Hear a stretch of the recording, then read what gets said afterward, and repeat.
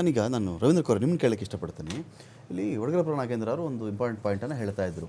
ಕೃಷಿ ಡೆವಲಪ್ ಆಯಿತು, ಹಾಗಾಯಿತು, ಹೀಗಾಯಿತು ಅಂತ ಹೇಳ್ತಾ ಇದ್ದಾರೆ, ರೈತ ಬಡವಾದ ಅಂತ. ವೆರಾಸ್ ಈ ತಲಾ ಆದಾಯದ ವಿಚಾರದಲ್ಲೂ ಕೂಡ ಹೀಗೆ ನಾವು ಕನ್ಸಿಡರ್ ಮಾಡೋಣ. ದೇಶ ಶ್ರೀಮಂತವಾಗ್ತಾ ಇದೆ, ದೇಶ 5ನೇ ಸ್ಥಾನಕ್ಕೆ ಬಂತು, ಇನ್ನೇನು ಜಪಾನ್ನು ಸೋಲಿಸ್ಬಿಡ್ತೀವಿ, ಹಾಗೆ ಹೀಗೆ ಅಂತ ಮಾತು ಕೇಳ್ತೀವಿ. ಈ ತಲಾ ಆದಾಯ ಅನ್ನೋ ಒಂದು ಮೆಷರ್ಮೆಂಟ್ ಇದೆಯಲ್ಲ, ನೀವು ಒಂದಷ್ಟು ಜನ ಬಿಲಿಯನರ್ಗಳನ್ನ ಕೂಡಿಸ್ಬಿಟ್ಟು ಇನ್ನೊಂದು 1000 ಜನ ಪಕ್ಕದಲ್ಲಿ ಸೇರಿಸ್ಬಿಟ್ಟಾಗ ಎಲ್ಲರ ನಡುವೆ ಶೇರ್ ಆಗಿಬಿಡುತ್ತದು ತಲಾ ಆದಾಯ. ಇದರ ನಡುವೆಯೂ ಇನ್ನು 150ನೇ ಸ್ಥಾನ, 152ನೇ ಸ್ಥಾನದಲ್ಲಿ ತಲಾ ಆದಾಯ ಇದ್ದಾಗ ಚೀನಾ ಅಂಥದ್ದೇ ಸ್ಥಾನದಲ್ಲಿದ್ದು ಅದು 75-74ನೇ ಸ್ಥಾನಕ್ಕೆ ಅದೆಲ್ಲ ಜಿಗಿತದು. ಮೇಲಕ್ಕೆ ಬಂದರೆ ಅವರು ತಲಾ ಆದಾಯದಿಂದ. ನಾವು ಜನಸಂಖ್ಯೆನೇ ಕಾರಣ ಕೊಡೋದಾದರೆ ಚೀನಾಗೂ ಇದು ಅನ್ವಯ ಆಗಬೇಕಾಗಿತ್ತಲ್ವ ಅಂತ ಒಂದು ಪ್ರಶ್ನೆ ಸಹಜವಾಗಿ ಬರುತ್ತೆ. ಇಲ್ಲಿ ದೇಶ ಶ್ರೀಮಂತವಾಗುವುದು, ದೇಶವೆಂದರೆ ಮಣ್ಣಲ್ಲ, ದೇಶವೆಂದರೆ ಬರಿಯ ನೀರಲ್ಲ, ದೇಶವೆಂದರೆ ಜನ. ಪ್ರತಿಯೊಬ್ಬ ಮನುಷ್ಯನಿಗೆ ಆ ಒಂದು ಅಭಿವೃದ್ಧಿ ಕಾಣಬೇಕಾಗಿತ್ತಲ್ಲ, ಅದು ಕಾಣಿಸ್ತಿಲ್ವಲ್ಲ ಅಂತ ಒಂದು ಆತಂಕ ಅಲ್ವಾ ಇದು ಅಂತ.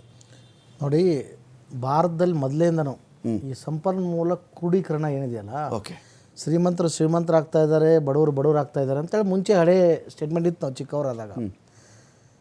ನೀವು 25 ವರ್ಷದಿಂದ ಈ ಬೆಂಗಳೂರಿಗೆ IT ಬರೋಕ್ಕಿಂತ ಮುಂಚೆ, ಈ ಎಲ್ಲ ಸೆಕ್ಟರ್ಗಳಿಗೆ ಬರೋಕ್ಕಿಂತ ಮುಂಚೆ ನೀವು ಒಂದು ಸಾರಿ ಹೋಗಿ ಹಿಂದ್ಗಡೆ ನೋಡ್ಕೊಂಡು ಬಂದಾಗ ಮುಂಚೆ ಕಾರ್ನ ಯಾರು ಖರೀದಿ ಮಾಡ್ತಾಯಿದ್ರು, ಬೈಕ್ನ ಯಾರು ಖರೀದಿ ಮಾಡ್ತಾಯಿದ್ರು. ಇವಾಗ ಹಂಗಿಲ್ಲ. ಎಜುಕೇಷ್ನಲ್ ಪ್ರಯಾರಿಟಿ ತೊಗೊಂಡ್ಮೇಲೆ ಜನ ಹೆಚ್ಚು ಎಜುಕೇಷನ್ಗೆ ಬಂದರು. ಅವಾಗ ಆಟೋಮೆಟಿಕ್ ಅಗ್ರಿಕಲ್ಚರ್ ಮಾಡೋರು ಕಡಿಮೆ ಆಗ್ತಾ ಇದ್ದಾರೆ. ಓಕೆ, ಹಾಗೆ ಕೈಗಾರಿಕೆಗಳು ಬೆಳವಣಿಗೆ ಆದವು. ಅಗ್ರಿಕಲ್ಚರ್ ಭೂಮಿ ಜಾಸ್ತಿ ಕೈಗಾರಿಕೆಗಳಿಗೆ ಕನ್ವರ್ಟ್ ಆಯಿತು. ಓಕೆ, ಹೌದಾ?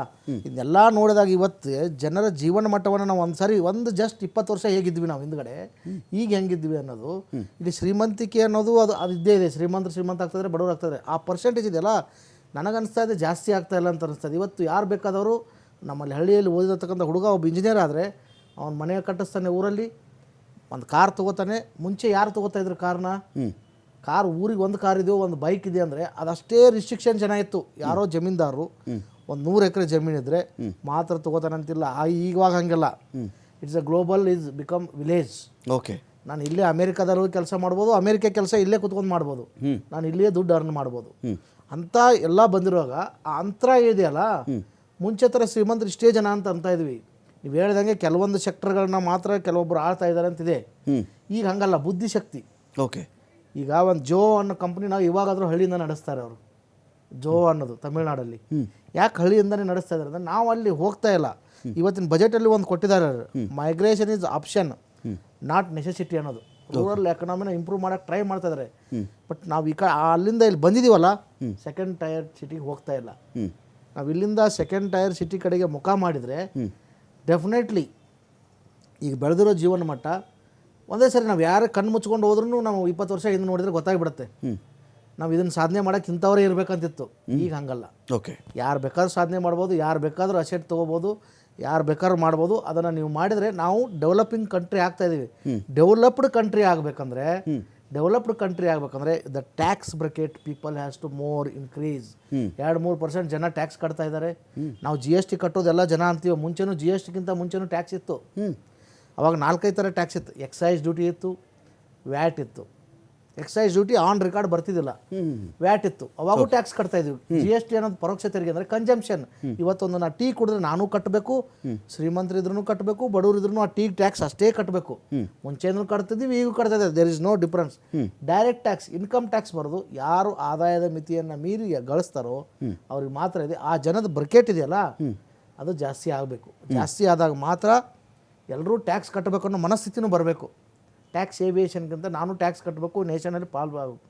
ಆದಾಗ ಆಟೋಮೆಟಿಕ್ ಜನ ಜಾಸ್ತಿ ಆದರೆ ಯುವರ್ ಒಪಿನಿಯನ್ ರವೀಂದ್ರ ಕೌರ್ ಅವರು, I differ with your opinion. I differ strongly, I differ. Okay, ಯಾಕೆ ಅಂತ ಹೇಳ್ತೀನಿ ಕೇಳಿ. ಇದು ಬಹಳ ಹಳೆಯ ಕಥೆ. ಇದು ಏನಂದರೆ ಟ್ಯಾಕ್ಸ್ ನೆಟ್ಟಲ್ಲಿ ಬರೀ 3% ಜನ ಬರ್ತಾರೆ, 2% ಜನ ಬರ್ತಾರೆ. ಇನ್ನು 98% ಜನರನ್ನು ಸಾಕಬೇಕಾಗಿರೋದು ಈ 2% ಜನ ಅಂಥೇಳಿ. ಆಕ್ಟ್ರಾ ಇತ್ತು, ವ್ಯಾಟ್ ಇತ್ತು, ಅವೆಲ್ಲ ಇತ್ತು. ಎಲ್ಲವನ್ನು ಸೇರಿಸಿ ಒಂದು ಕಡೆ ತೆರಿಗೆ ಮಾಡಿದ್ರು. ನಾವಿಲ್ಲಿ ಆ್ಯಸ್ ಇಫು ನಾವು ಈ ಡಿಬೇಟಲ್ಲಿ ಯಾರು ತೆರಿಗೆ ವಿರೋಧಿಗಳಿದ್ದೀವಿ, ನಮಗೆ ತೆರಿಗೆ ಕಂಡ್ರೆ ಆಗಲ್ಲ. ನೋ, ತೆರಿಗೆಯ ಪ್ರಮಾಣದ ವಿರೋಧಿಗಳಷ್ಟೇ ನಾವು.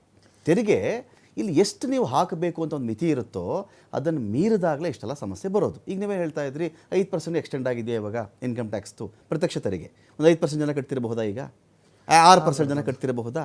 94% ಜನ ಹಾಗಾದರೆ ಎಲ್ಲರೂ ಫ್ರೀ ತಿನ್ಬೇಕಾಗಿತ್ತು ನಿಮ್ಮ ಪ್ರಕಾರ. ಇಲ್ಲ ಇಲ್ಲ ಇಲ್ಲ, ಅದು ಆ, ಬರಲ್ಲ. ಅಲ್ಲೇ ನಾವು ಕೇಳಿಸ್ಕೊಳ್ಳಿ, ಹೇಳ್ತಾ ಇರೋದು, ಕೇಳಿಸ್ಕೊಳ್ಳಿ. ನಾವು ನಿಮಿಷ income ಕೇಳಿಸ್ಕೊಂಬಿಡಿ. ಗಳಿಸಿದ್ರೆ ಮಾತ್ರ. ನಿಮಿಷ ಕೇಳಿಸ್ಕೊಂಬಿಡಿ. ಇವತ್ತಿಗೆ ಒಬ್ಬ ಗಾರೆ ಕೆಲಸ ಮಾಡ್ತಕ್ಕಂಥ ಒಬ್ಬ ಕೂಲಿ ಕೆಲಸಗಾರ 1 ವರ್ಷದಲ್ಲಿ ಅವನು ಎಲ್ಲ ದಿನಬಳಕೆಯ ವಸ್ತುಗಳ ಮೇಲೆ ಮಿನಿಮಮ್ 1 ಲಕ್ಷದಿಂದ 1.5 ಲಕ್ಷ ತೆರಿಗೆ ಕಟ್ತಾನೆ. ಅವನು ಕಟ್ತಾನೆ. ಅವನು ಬಸ್ ಚಾರ್ಜ್ಗೆ ಹೋಗ್ತಾನೋ, 1 ಲೀಟ್ರ್ ಪೆಟ್ರೋಲ್ ಹಾಕ್ಸ್ಕೊಳ್ತಾನೋ, ಡೀಸೆಲ್ ಹಾಕ್ಸ್ಕೊಳ್ತಾನೋ, ಮೊಸರು ತಗೋತಾನೋ, ಅಪ್ಪಿತಪ್ಪಿ ಅವತಾನ ಸಿನಿಮಾಗೆ ಹೋಗಿ ಪಾಪ್ಕಾರ್ನ್ ತಗೋತಾನೋ, ಟ್ಯಾಕ್ಸ್ ಕಟ್ತಾ ಇದ್ದಾನಲ್ಲ. ನಾವಿಲ್ಲಿ ಒಟ್ಟಿಗೆ ಒಂದು ಸ್ಯಾಲ್ರಿ ಬಂದ ತಕ್ಷಣ TDS ಅನ್ನೋ ಒಂದು ವಿಚಾರ ಇಟ್ಕೊಂಡು, ಇನ್ಕಮ್ ಟ್ಯಾಕ್ಸ್ ಅನ್ನೋ ವಿಚಾರ ಇಟ್ಕೊಂಡು ಬೇರೆಲ್ಲರೂ ಫ್ರೀ ಇದ್ದಾರೆ, ಅವರೆಲ್ಲರೂ ಬರಬೇಕು ಅಂದರೆ ನಾವು ಯಾರು ಕೂಡ ನಾವು ಮಾಡ್ತಿರೋ ಮಿಸ್ಟೇಕ್ ಏನು ಅಂದರೆ, ಇನ್ಕಮ್ ಟ್ಯಾಕ್ಸ್ ಕಟ್ತಿರೋರು ಕಡಿಮೆ, ಬೇರೆಯವರು ಆ ಟ್ಯಾಕ್ಸ್ನ ಬಲೆ ಒಳಗಡೆ ಬರಬೇಕು ಅಂದರೆ ಅವರೆಲ್ಲ ತೆರಿಗೆ ವಂಚಿಸ್ತಾ ಇದ್ದಾರೆ ಅಂತ ಅರ್ಥನ ಇದ್ರದ್ದು. ಟ್ಯಾಕ್ಸ್ ವಂಚಿಸ್ತಾ ಇದ್ದಾರೆ. ಅವನು ತೆರಿಗೆ ಮಟ್ಟಕ್ಕೆ ಬರಬೇಕಾದ್ರೆ ಅವನಿಗಂಥ ಅನುಕೂಲವನ್ನು ದೇಶ ಮಾಡಿಕೊಡ್ಬೇಕು. ನೀವು ಹೇಳ್ತಾ ಇದ್ರಿ ಇಲ್ಲಿಂದನೂ ಕೆಲಸ ಮಾಡಬಹುದು ಅಂತೇಳಿ. ಹಾರ್ವರ್ಡ್ ವಿ ವಿ ನಮ್ಮದೇ ದೇಶದ ಇಂಜಿನಿಯರ್ಗಳು, ನಮ್ಮದೇ ದೇಶದ ಇಂಜಿನಿಯರಿಂಗ್ ಮಾಡಿರ್ತಕ್ಕಂಥವ್ರಿಗೆ IIT ಪದವೀಧರ ಕೆಲಸ ಸಿಗ್ತಿಲ್ಲ ಅಂದರೆ ಇನ್ನೇನು ಮಾಡಬೇಕು ಹೇಳಿ? ನಾವಿಂಥ ಸಿಸ್ಟಮ್ ಕಡೆ ನಾವು ತೊಗೊಂಡು ಹೋಗ್ತಾ ಇದ್ದೀವಿ. ಇದಕ್ಕೆ ಯಾರು ಜವಾಬ್ದಾರಿ ಈಗ ಎಲ್ಲರೂ ಭಾಗಿ. ಯಾಕಂದರೆ ನಮ್ಮಲ್ಲಿರ್ತಕ್ಕಂಥ ಶಿಕ್ಷಣ ಮಟ್ಟ, ಶಿಕ್ಷಣ ನಾವೇನು ಕೆಲಸ ಮಾಡ್ತಾ ಇದೀವೋ, ಸ್ಕಿಲ್ ಇವಾಗ ಯಾಕೆ ಸ್ಕಿಲ್ ಕೊರತೆ ಆಗ್ತಾ ಇದೆ? ಸ್ಕಿಲ್ ಯಾಕೆ ಕೊರತೆ ಆಗ್ತಾ ಇದೆ ಅಂದರೆ, ನಾವು ಕಲಿಯತಕ್ಕಂಥ ಎಜುಕೇಷನ್ ಸಿಸ್ಟಮ್ ಇದೆಯಲ್ಲ, ಹೊರಗಡೆ ಬಂದರೆ ಯೂಸ್ ಆಗಲ್ಲ. ಜಾಬ್ ಸಿಗುವಂಥದ್ದು ಸುಧಾರಣೆ ಮಾಡ್ಬೇಕು. ಅದನ್ನ ಎಜುಕೇಷನ್ ಸಿಸ್ಟಮ್ ಮಾಡಬೇಕು. ಯಾರು ನಮ್ಮ ಆಳವರು ಅಲ್ಲಿಗೆ ಬರ್ತಾನೆ, ಅಲ್ಲಿಗೆ ಆಳವರು ಮಾಡಲೇಬೇಕು. ನಾವು ಇಲ್ಲಿ ಯಾರು 4% ಕಟ್ತಾ ಇಲ್ಲ ಮಾಡಿ ನೀವು ಆ ಪರ್ಸೆಂಟ್ 96% ಅಲ್ಲಿ ನಾನು 96% ಕಟ್ತಾ ಇಲ್ಲ ಅಂತಲ್ಲ. ಓಕೆ, ಆ ಪರ್ಸೆಂಟೇಜ್ ಜನ 80 ಇರ್ಬೋದು, 85%, ಇನ್ನೂ ಒಂದು 4-5% ಜಾಸ್ತಿ ಆದ್ರೂ ಬೇಕಾದಾಗತ್ತೆ. ನೀವು 96% ಟ್ಯಾಕ್ಸ್ ಅಂತ ಕಟ್ಟಲೇಬೇಕಂತ ಹೇಳ್ತಾ ಇಲ್ಲ ನಾವು. 2% ಕಟ್ತಾ ಇದ್ದಾರೆ. ಪ್ರತ್ಯಕ್ಷ ತೆರಿಗೆ ಅಷ್ಟೇ ಅಲ್ಲ, ಅಲ್ಲ ಅಷ್ಟೇ, ಅದು ಮುಂಚೆನೂ ಇದೆ ಅಲ್ವಾ? ಇವಾಗಲ್ಲ, ಅದು ಮುಂಚೆನೂ ಇದೆ. ಇವತ್ತಿನ ಪ್ರಶ್ನೆ, ನೀವು ಪಾಪ್ಕಾರ್ನು ಬಿಡಲ್ಲ, ನೀವು ಗೋಧಿ ಹಿಟ್ಟು ಬಿಡಲ್ಲ, ನೀವು ಪೆನ್ಸಿಲ್ಲು ಬಿಡಲ್ಲ, ಎರೇಸರು ಬಿಡಲ್ಲ, ಎಲ್ಲದಕ್ಕೂ ಟ್ಯಾಕ್ಸ್ ಹಾಕ್ತಾ ಇದ್ರಿ. ಫೈನ್, ಟ್ಯಾಕ್ಸ್ ತಗೊಳ್ಳಿ. ಟ್ಯಾಕ್ಸೇಷನ್ ಬಗ್ಗೆ ಅದ್ಭುತವಾದ ಒಂದು ಮಾತಿದೆ. ಹೂವಿನಲ್ಲಿ ಮಕರಂದ ಹೀರಿದಂಗೆ ಇರಬೇಕು. ಮನುಷ್ಯನ ಟ್ಯಾಕ್ಸ್ ತೊಗೊಂಡ್ರೆ ಅವನಿಗೆ ಗೊತ್ತಾಗದಂತೆ ಇರಬೇಕು ಆ ಟ್ಯಾಕ್ಸ್ ಅಂತ ಹೇಳಿ. ಅವನನ್ನು ಹೀರಿ ಹಿಂಡಿ ಇಪ್ಪೆ ಮಾಡಿಬಿಟ್ಟು ಟ್ಯಾಕ್ಸ್ ತೊಗೊಂಡು ನೀವು ಆಮೇಲೆ ಬಂದರೆ ಮತ್ತದೇ ನಿರುದ್ಯೋಗ, ಮತ್ತದೇ ಬೆಲೆ ಏರಿಕೆ, ಮತ್ತದೇ ಇನ್ಫ್ಲೇಷನ್ನು, ಮತ್ತದೇ ರೂಪಾಯಿ ಕುಸಿತ, ಮತ್ತು ಡಾಲರ್ಗೆ ಜಿಗಿತ, ಮತ್ತು ಶೇರ್ ಮಾರ್ಕೆಟ್ ಡ್ರಾಪು, ಮತ್ತೆ ನೀನೆಲ್ಲೋ. ಈಗ ನೋಡಿ ಸ್ವಾಮಿ, ಸಿಂಪಲ್ ಎಕ್ಸಾಂಪಲ್ ಹೇಳ್ತೀನಿ ನೋಡಿ. ನನಗೆ ಅತ್ಯಂತ ಸರಳ ಉದಾಹರಣೆ. ನೀವು ಕಷ್ಟಪಟ್ಟು ದುಡಿದಿರ್ತೀರಿ, ಒಂದು 15 ಲಕ್ಷ ಸೇವಿಂಗ್ಸ್ ಮಾಡ್ಕೋತೀರಿ. 15-20 ಲಕ್ಷ ತೊಗೊಂಡೋಗಿ ನೀವು ನಿಮ್ಮ ವೃದ್ಧಾಪ್ಯ ಕಾಲಕ್ಕೆ ಹೋಗಿ FD ಇಡ್ತೀರಿ. FDಲಿ ಬಡ್ಡಿ ಬಂತು, 2 ಲಕ್ಷ, 3 ಲಕ್ಷ, 5, 10 ಲಕ್ಷನೂ ಬಂತು. ಅದಕ್ಕೂ ನಿಮ್ಮ ಬಳಿಯಲ್ಲಿ ಟ್ಯಾಕ್ಸ್ ತೊಗೋತಾರೆ. ಹಾಗಾದರೆ ನೀವು 15 ಲಕ್ಷ ದುಡ್ದಿದ್ರಲ್ಲ, ಮೋಸ ದುಡ್ಡ ಅದು, ಬ್ಲಾಕ್ ಮನಿನ ಅದು? No right. ಟ್ಯಾಕ್ಸ್ ಮೇಲೆ ಟ್ಯಾಕ್ಸ್ಗಳು, ಈ ಟ್ಯಾಕ್ಸ್ ಮೇಲೆ ಟ್ಯಾಕ್ಸ್ಗಳು ಯಾಕೆ ಅಂತ ನನ್ನ ಕ್ವಶನ್ ಅಷ್ಟೇ. ಟ್ಯಾಕ್ಸ್ ಮೇಲೆ ಟ್ಯಾಕ್ಸ್ ಬರಲ್ಲ, ಅದು ಇನ್ಕಮ್ ಟ್ಯಾಕ್ಸ್ ಇರೋದೇ ವಾಟ್ ಎವರ್ ಯು ಅರ್ನ್ ಮಾಡಿದ್ಮೇಲೆ ನೀವು ತಗೊಂಡ ಬ್ಯಾಂಕಲ್ಲಿ ಇಡ್ತೀರಲ್ಲ. 15 ಲಕ್ಷ ದುಡಿತಾ ಇದೆ ಅಲ್ಲ, ಮತ್ತೆ 15 ಲಕ್ಷ ಬ್ಯಾಂಕಲ್ಲಿ ದುಡಿದ್ರೆ ಟ್ಯಾಕ್ಸ್ ಮೇಲೆ ಟ್ಯಾಕ್ಸ್ ತಾನೇ ಅದಲ್ಲ. ಮಾಡಿದ್ದು ಯಾರು ಮಾಡಿದ್ದು ಸ್ವಾಮಿ? ನಾನು ಓವರ್ ಎಲ್ಲ ಕೇಳ್ತಾ ಇದ್ದೀನಿ. ಇದನ್ನ ಸರಿ ಮಾಡಕ್ಕೆ ಯಾರಿಗ ಅಧಿಕಾರ ಇಲ್ವಾ? ಹಾಗಾದ್ರೆ ನಾವ್ ಯಾರನ್ನ ಕಳಿಸ್ತೀವಲ್ಲ ಕರೆಕ್ಟಾಗಿ ಕಳಿಸ್ಬೇಕು. ಅಲ್ಲೇ ವಿಚಾರ ಇರೋದು. ನಾವು ಕಳಿಸೋರ್ನ ಕರೆಕ್ಟಾಗಿ ಸರಿನೇ ಮಾಡಿಲ್ಲ ಸ್ವಾಮಿ, ಯಾರು ಸರಿ ಮಾಡಿಲ್ಲ. ಮಾಡಿಯಲ್ಲ, ನಾನೇ ದುಡ್ದಿರ್ತೀನಿ, ಅದನ್ನ ನಾನೇ ಬ್ಯಾಂಕಲ್ಲಿ ಇಟ್ಟಿರ್ತೀನಿ. ಅದು ತಿರ್ಗಾ ದುಡ್ಡವನೇ ಶ್ರೀಮಂತ ಸ್ವಾಮಿ. ಕೂಲಿ ಮಾಡಿದವನಲ್ಲ ಶ್ರೀಮಂತ ಆಗೋದು. ಅವನ ದುಡ್ಡು ಎಲ್ಲಿ ದುಡಿತಾ ಇದೆಯೋ, ಇನ್ನೊಂದು ದುಡ್ಡು ದುಡಿತಾ ಇದೆಯೋ ಅವನೇ ಶ್ರೀಮಂತ ಆಗೋದು ಅಂತ.